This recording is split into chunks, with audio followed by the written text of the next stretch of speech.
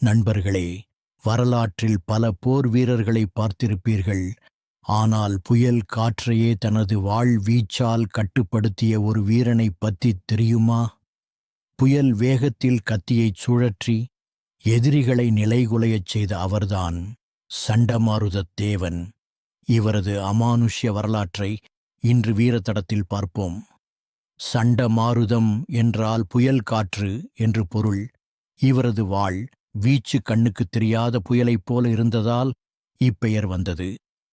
இவரது கத்தி வீசும் காற்றின் வேகத்திலேயே எதிரியின் கையில் இருக்கும் ஆயுதங்கள் தெறித்து விழுந்துவிடும் என்று சொல்லப்படுவதுண்டு. இவருக்கு கர்ணவித்தை எனும் விசித்திரமான கலை தெரியும்.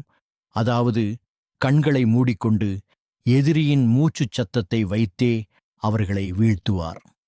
அது மட்டுமல்லாமல் நிழல் போர் எனும் தந்திரத்தின் மூலம் நிலவொளியில் தனது நிழலைத் துணையாகக் கொண்டு எதிரிகளை திசை திருப்பிக் கொள்வார்.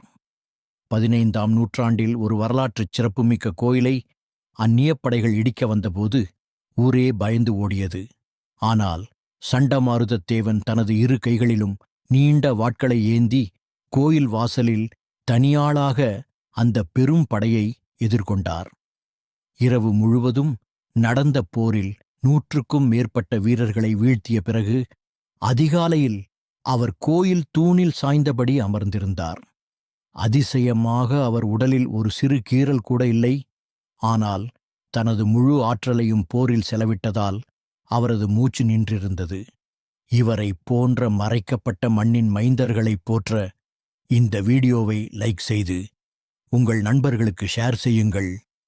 இன்னும் பல அதிரடி வீரத்தடங்களை தேடிப் பயணிக்க மறக்காம நம்ம சேனலை சப்ஸ்கிரைப் செஞ்சு பெல் ஐகானை தட்டி வைங்க. மறைக்கப்பட்ட வரலாற்றை மீட்டெடுக்கிற இந்த முயற்சிக்கு உங்க ஆதரவுதான் எங்களுக்கு பலம். பிடிச்சிருந்தா லைக் பண்ணி சப்போர்ட் பண்ணுங்க. மற்றவங்களுக்கும் தெரியப்படுத்த ஷேர் பண்ணுங்க. இது வெறும் ஆரம்பம்தான். இன்னும் பல உண்மையான வீரர்களை தேடிப் போவோம். மறக்காம சப்ஸ்கிரைப் பண்ணி வீரத்தடம் சேனலோட பயணியுங்க. நன்றி.